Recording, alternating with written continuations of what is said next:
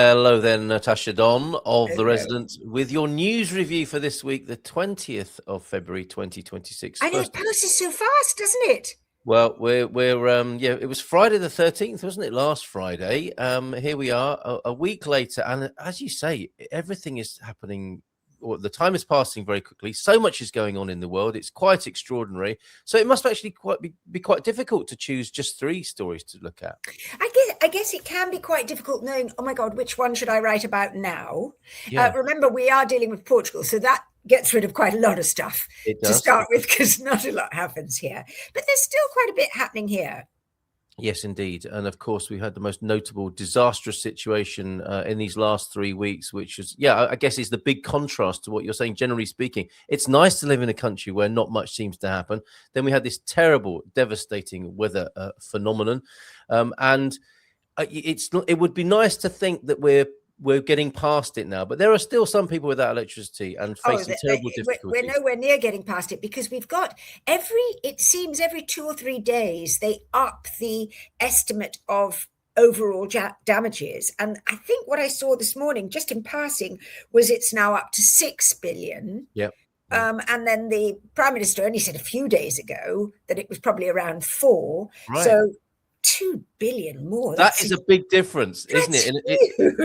These are inconceivable amounts of money that have gone up in 2 billion in 2 days. It would appear. I don't even know how that happens. But anyway, then there was this guy who's the head of the mission structure that was set up to try and sort everything out, and he said it would be absolutely ridiculous, well, unrealistic, I think were his words, to think that we can do this quickly. It's going to take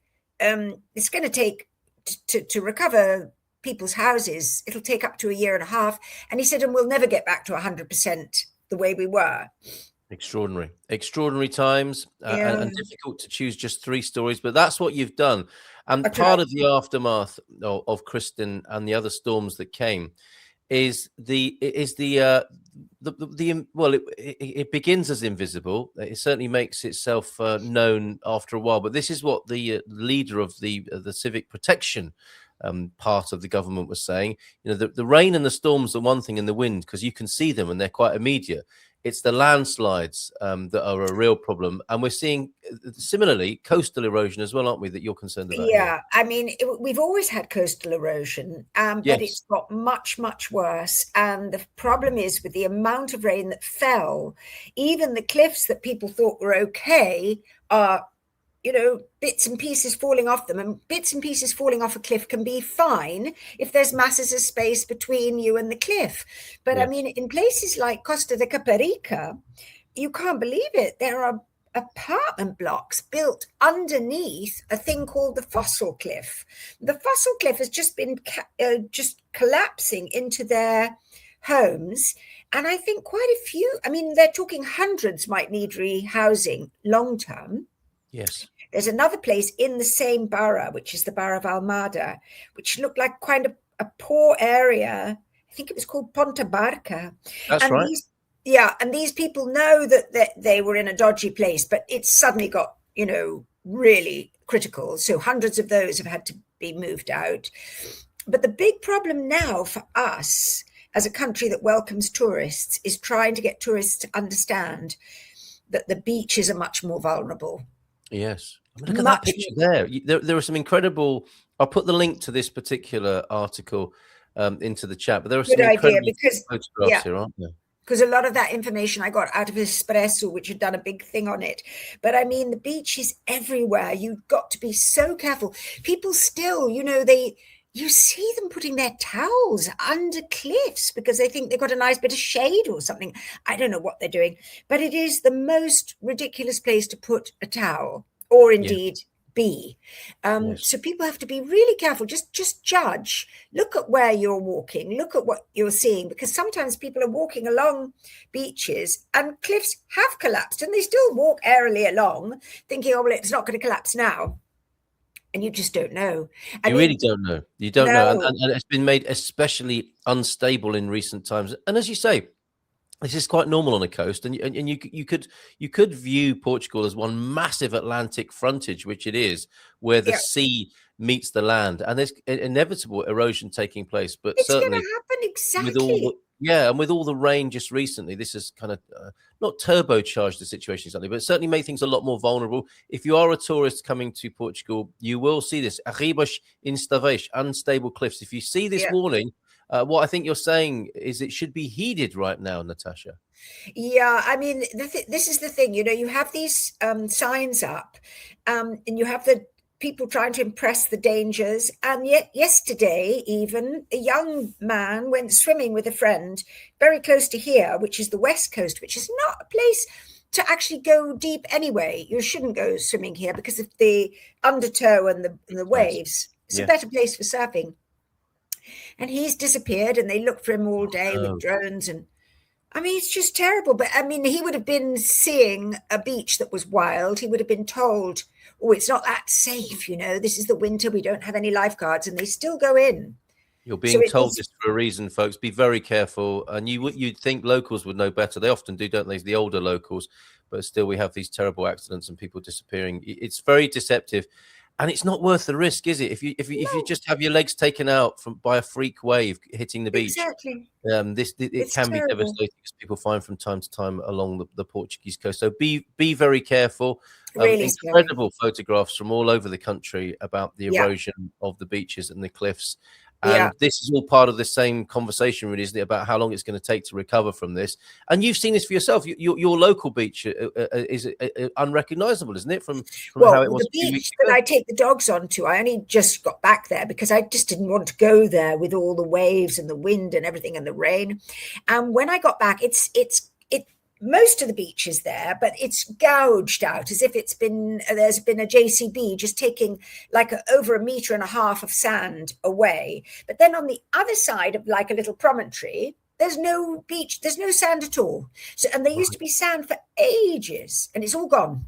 And it's just masses and masses of rocks, which will make the beach much smaller in the summer. Good heavens, right. And will they be rebuilt? Is that part of what happens normally? Sometimes they do. It all depends on the damage and how much extent of beach, how popular the beach and everything else. I know that there are, I think it's a program for sand replenishment down on the south coast in a set area. And that program might have to be extended. But the thing is, with all the money that now needs to be spent on much more important things, after all, than just putting a bit of sand in a beach for tourists. I don't know how much priority they're going to give to this.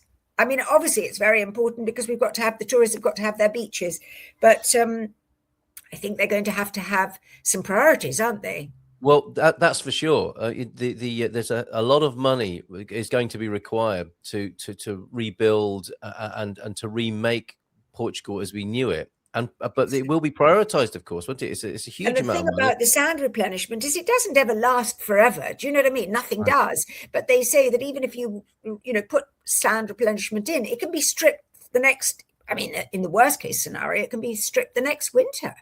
Yes. That would be a disaster.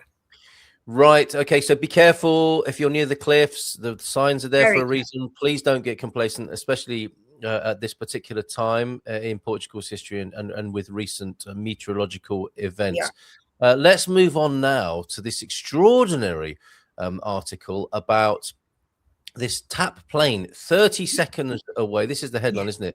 30 seconds away from crashing in the Czech Republic. One of the worst near misses for TAP, I think, and for that particular airport. Tell us more. At the very beginning, it was sort of made out that it was bad weather and the pilots might not have been taking due care and attention. But then it sort of moved to a much darker level, and they started remembering what had happened to Ursula von der Leyen when she was apparently visiting Bulgaria and the GPS on her plane was blocked. Really? And they are saying that it is very possible that it was external interference. Seriously? Because the alarm systems that the plane had inbuilt did kick in.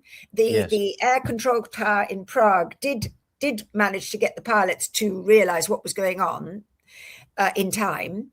And I think the pilots may well have been, they've given their black box to the authorities in Prague. They may well have been under the impression that everything was okay.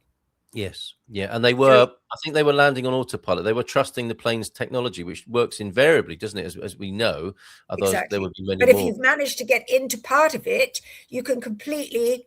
I mean, 30 seconds away from a crash, and that's a plane that's carrying in excess of 200 people, I guess. Horrible to think of the possible terrifying implications. And then it ties into what I was trying to say. Do you remember that weird time we had the podcast outside a market? And I said, Yes. I really don't think this is the year to be traveling. I really don't. Right. There's too much going on. So what do you suspect here? You suspect some sort of interference above and beyond the aircraft systems? And that's what was being said on the television. I mean, at the beginning, this wasn't being said, but it is being said now. Whether that's just convenient because of all the other things that are going on, whether it's just a line of thought, just trail, but it does sound possible, doesn't it? I mean, there's so many weird things going on anyway. So many. We've got the boat, the part of the shadow fleet, hovering off the Portuguese coast again. We'll talk about that as well. Yes, yes. That's why I'm wondering where you look first and how you prioritize the front page here. You don't. That's the great thing. That's what I love about this job. You don't ever know what you're going to do from literally 1 minute to the next because it changes.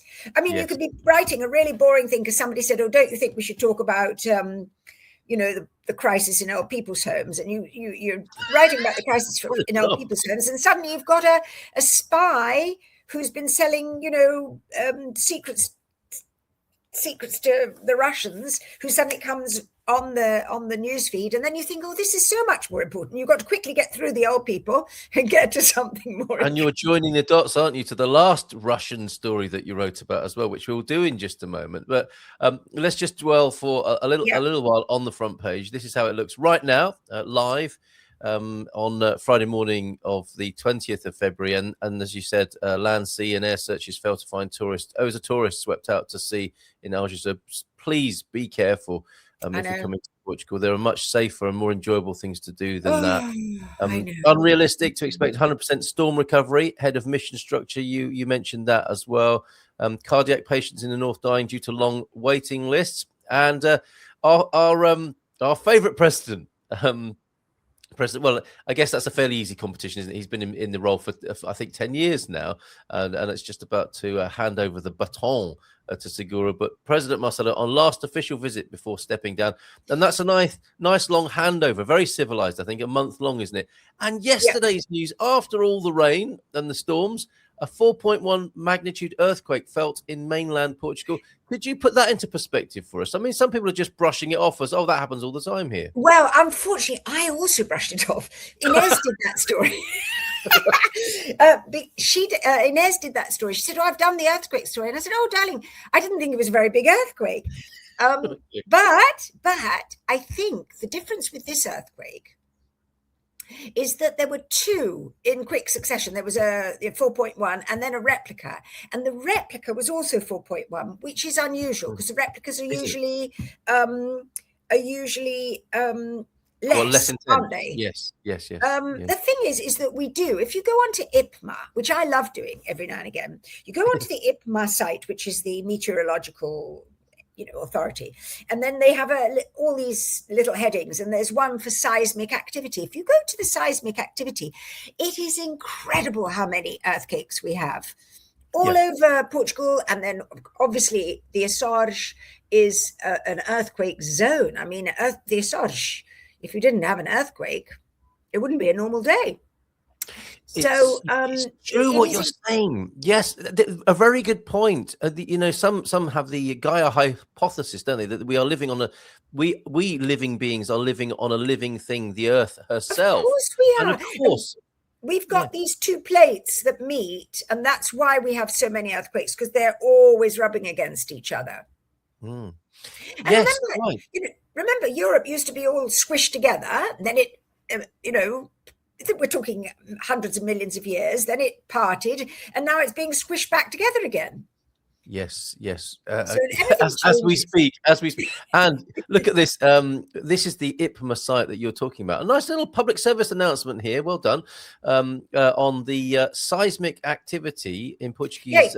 Because you can see, look, where there's a pulsating thing in the Açores.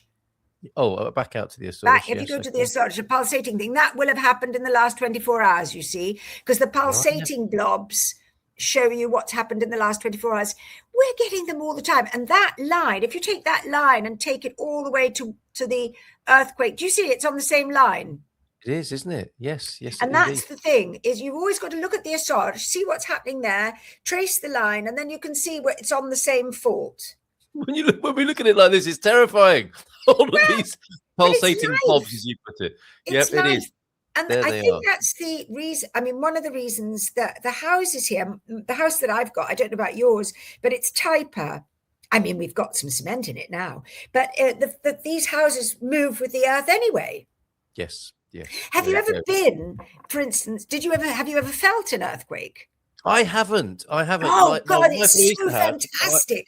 I was writing as usual. This is in another house. And I was writing away.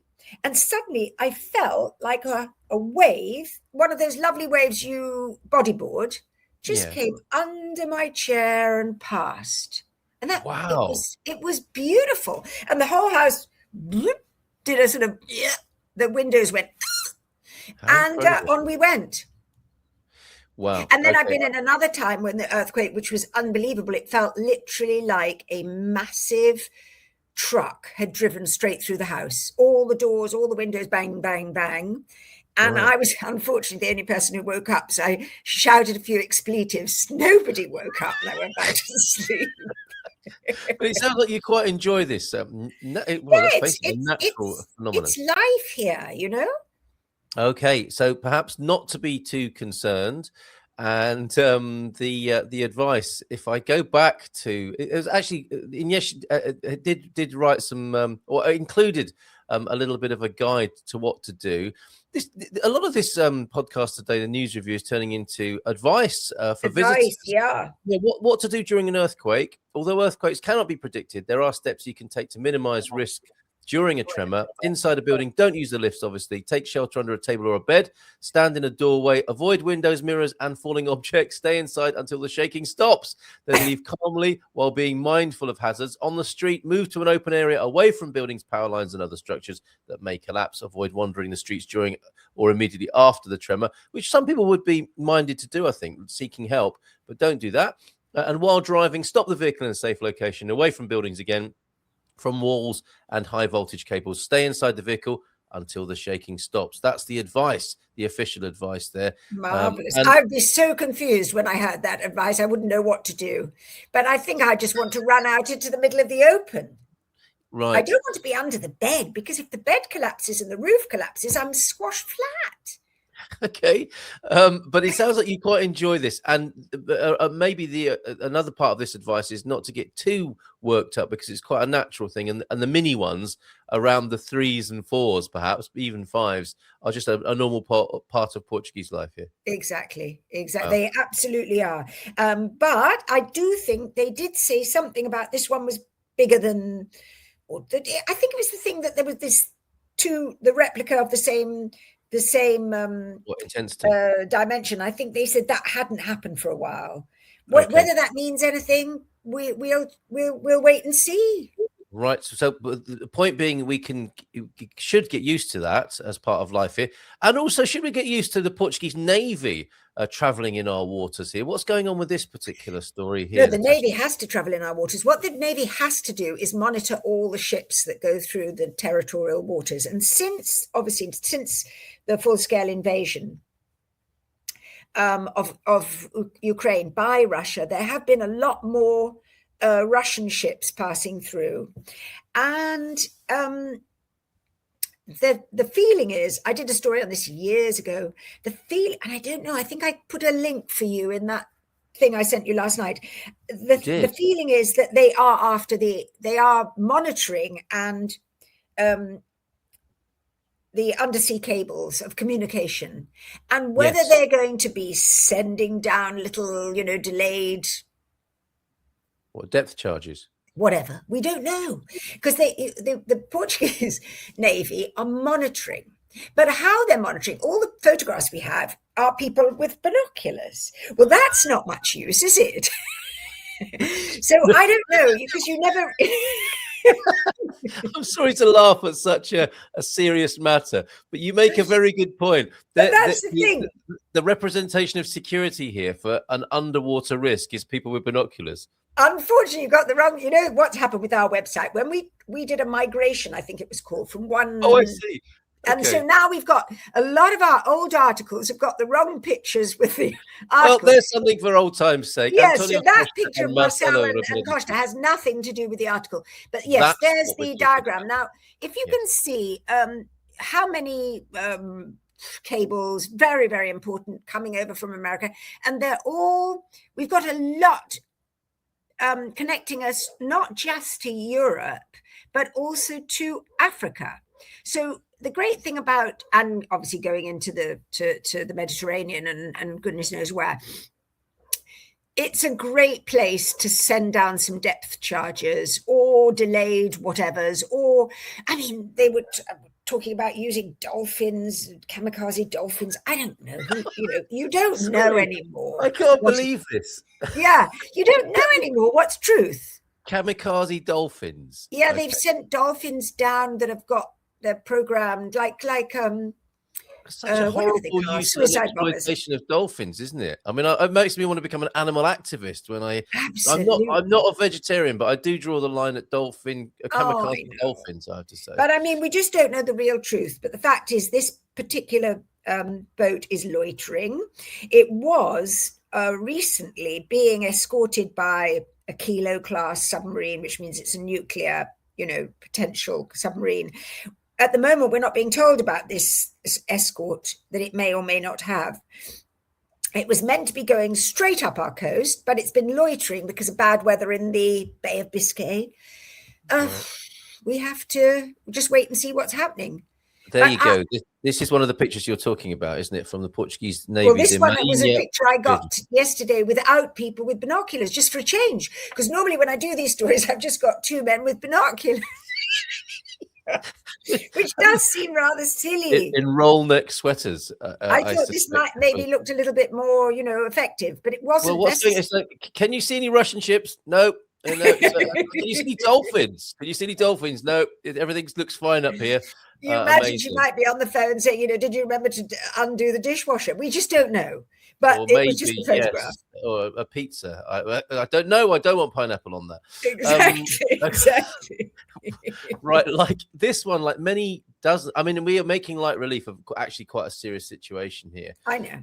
But the thing is, the situation is so dire at the moment. I mean, we've got. Do you remember we talked about the Açores?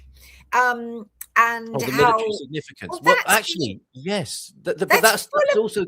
That could be what you're writing about this afternoon, Natasha, because the US are ramping up action against Iran, it would appear. Exactly. And the Açores has been packed with fighter planes. We did a story on it. It's on our website at the moment. But the Açores and all the other military bases, in fact, they're talking about Diego Garcia and others. It's not just us. I think even the UK military bases. And again, there's this very difficult situation of how much do all these countries have to roll over for the Americans? Yeah. Who don't appear to be rolling over for anyone else. I don't know. There is that, isn't there? There is that. It's like all of this, well, you need to pay more and you're not pulling your weight. Oh, can we use your islands and your air bases? I mean, the answer might be no, mightn't it? It's all very, very odd and very, completely bizarre that everybody is being, yes, look, yes, of course, you can have your fighter jets in here. We don't mind you refueling things. But we don't know what they're going to be doing. And if they're going to be just imagine that they're indiscriminately bombing Iran, which I think has massive problems at the moment, and not just these poor people who are waiting for the Americans to save them because the Americans said they would and then they never were saved. Yeah. And then they've apparently got no water. Is it in Tehran? There's no water. Yes, and the Venezuelans are saying, "Well, hold on a minute. I thought you were coming to help us." Yeah, no, they only want the Venezuelan oil. They're not in the Yeah. least bit interested in democracy or anything like that. So it is a very, very difficult time. Heavens, yes. Good morning to you, Hugh, who's joining us live. We do this every Friday morning, a live recording. So if you want to ask any questions or make any comments, please do so now. And this will be republished on a Friday afternoon. And the interview that we do, the resident interview, published on a Wednesday afternoon. Before we go, though, Natasha, you did make mention of this older article with the picture of then Prime Minister. The wrong picture, yeah. However, this picture is showing, we didn't explain earlier on, this is showing the undersea cabling. Undersea cables that run from America to Europe, from I can't actually see it now. Yes, from England down to the Iberian Peninsula, and the Iberian Peninsula down to Africa, then into the Mediterranean and goodness knows where, Italy. And these are comms cables, are they not? They are internet cables. I remember being in Caparica or thereasabouts and being told, "Oh yeah, this is where the internet comes in from America." Yeah. It's like, if you go down that little hatch there, there's a switch or a big junction box. Exactly. It is as basic as that, isn't it? Great big cables, transatlantic cables, we're told. It is as basic as that. And let's face it, I don't know how much accompaniment on top of the ocean is going to stop them doing things below the ocean, particularly if they've got an escort of submarines and goodness knows what. So it's interesting that the Portuguese Navy is constantly alerting to the fact that these Russian ships are in national waters, constantly saying that they are monitoring them. But what kind of monitoring this is, Well, can you imagine? You've said it here in your earlier reporting. Portuguese Navy sent out a statement, this was back then, saying that it's monitoring the Russian vessels arises from the defense of national interest and the exercise of the state's authority at sea, and is a procedure that represents a strong contribution to security and dissuasion worldwide, also demonstrating Portugal's commitment to the alliance's collective effort to maintain maritime situational awareness, presumably the alliance there being NATO that is referred to. But what happens to a memo from the Portuguese Navy and then the government that goes to the EU and NATO HQ saying, well, there's a Russian ship, we've seen it with our binoculars. What do you think is happening at a diplomatic level when that news is shared at the highest level? Carry on. Exactly. Very good. Yes, exactly. Just carry on. Because the thing is that when I went on to, I don't know how I found it, but I found some information about this boat, which the Portuguese press hadn't mentioned, that it's known as the Death something or other. It's known as the Death Courier. Right. No, it's known as the Death Courier for its history of transporting military hardware. Oh, yikes. And it's also a dark ship, or potentially dark. It's a part of the Shadow Fleet. So what it does is it turns off its tracking system, which I think is called AIS. It regularly turns off its tracking system. The fact that it's now trackable over Portugal, you then think to yourself, well, if you can turn off your tracking system, can you also create a tracking system that is not true? I.e., can you pretend that you're somewhere when you're not? Displace it to somewhere else. I mean, you just don't know, do you? And it just comes back down to how it might have been in the days of the caravellas, ships following other ships and just watching them. It's as basic as that, isn't it? We can deduce from what you're saying there. Incredible. Well, thank you for that spread of news articles that you've shared with us, among many others. Positive news for the week. Yes, really upbeat starts of the week. But the good thing is the weather is great. It is, isn't it? Now, can we have a weather report from the Algarve and hopefully the weather that will come up country from you? How is it this morning? It's beautiful out there, but lovely and crisp. But I think it's going to get even hotter because I think they said something about 21 or something degrees, which sounds pretty hot.